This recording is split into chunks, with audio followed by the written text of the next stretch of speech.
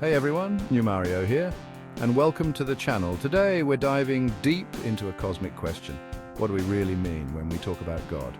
Now before you click away thinking this is some religious sermon, let me assure you it's not. We're approaching this from a scientific, philosophical, and dare I say, a cosmic perspective.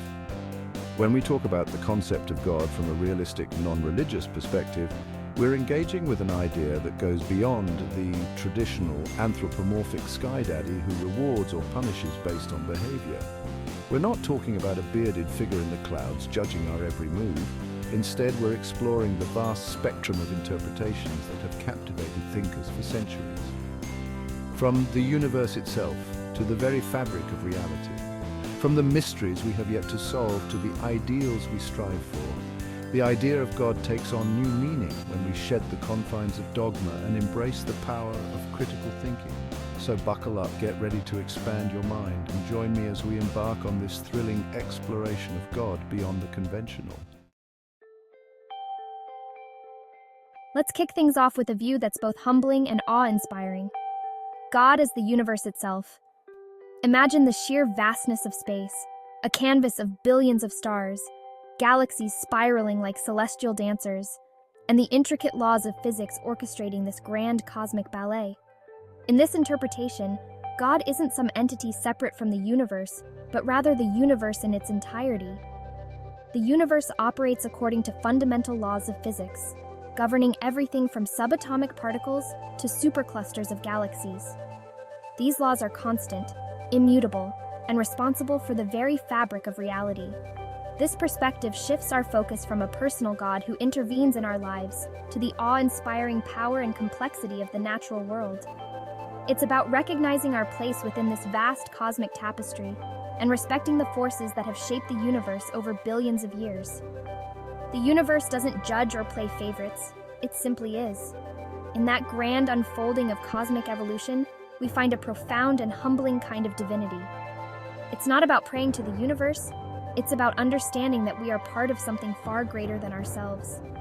This concept of God as the universe isn't about diminishing human life, it amplifies it.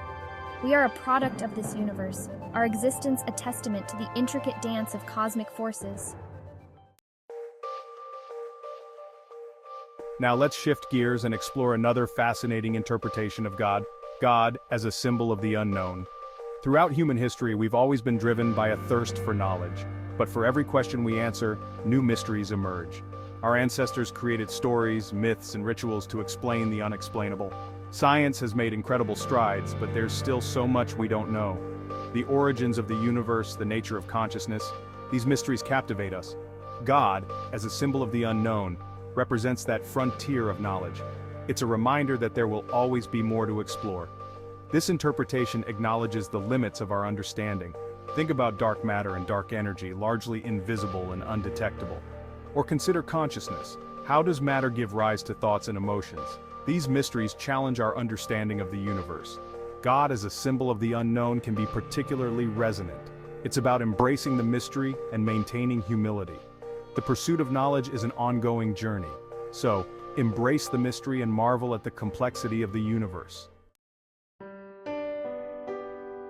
Now let's shift our focus inward and explore a more human-centric interpretation. God as a projection of human ideals, values, and aspirations. This perspective delves into the realm of psychology and sociology, examining how the concept of God reflects our deepest desires, fears, and hopes. Think about the qualities often attributed to God: omnipotence, omniscience, omnibenevolence, all-powerful, all-knowing, all-loving. These are ideals that humans have strived for throughout history, qualities we admire and aspire to embody in our own lives. We long for justice, meaning, and love that transcends our earthly limitations. In the absence of concrete answers, we often project these desires onto a higher power, creating an image of God that reflects our longing for a better world. This isn't to say that these ideals are meaningless. They drive us to create art, build communities, and fight for social justice. But it's worth considering whether these ideals originate from a divine source or if they stem from our own innate human capacity for empathy, compassion, and reason. Are we created in God's image, or is God a reflection of our own deepest values and aspirations? This perspective encourages us to explore the origins of our moral compass and question whether our values are derived from an external authority or if they emerge from our own innate sense of right and wrong.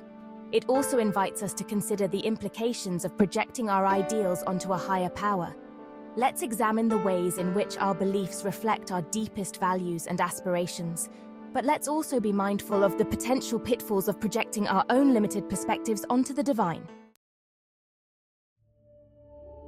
Let's explore the concept of God as nature itself, a view often associated with pantheism and Spinoza's philosophy. In this interpretation, there's no separation between the divine and the natural world. They are one and the same.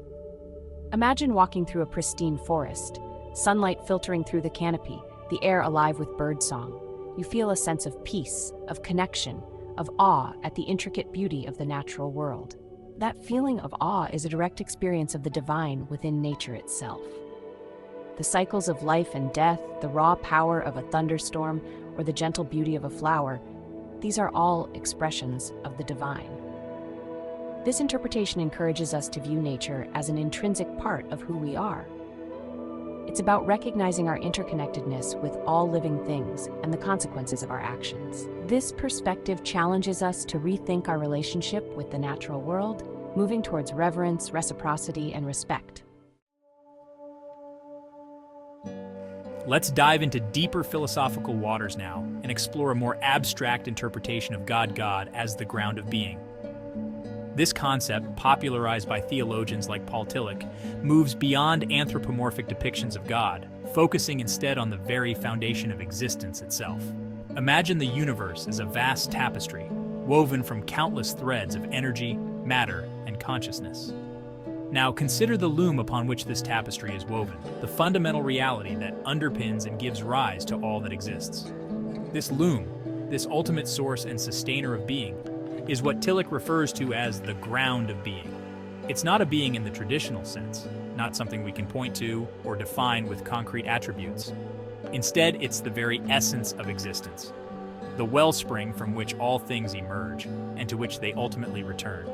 Think of it like this. What is the most fundamental aspect of your own existence? You might say your thoughts, your feelings, your experiences. But what makes those things possible? What allows for their existence in the first place? The answer, according to Tillich, is the ground of being. It's the ontological foundation upon which all things rest, the ultimate source of meaning, purpose, and existence itself. This concept can be challenging to grasp because it exists outside the realm of our everyday experience. We're used to thinking of things as existing within a framework of space and time, subject to the laws of cause and effect. But the ground of being transcends these limitations. It's the ultimate context within which all things exist.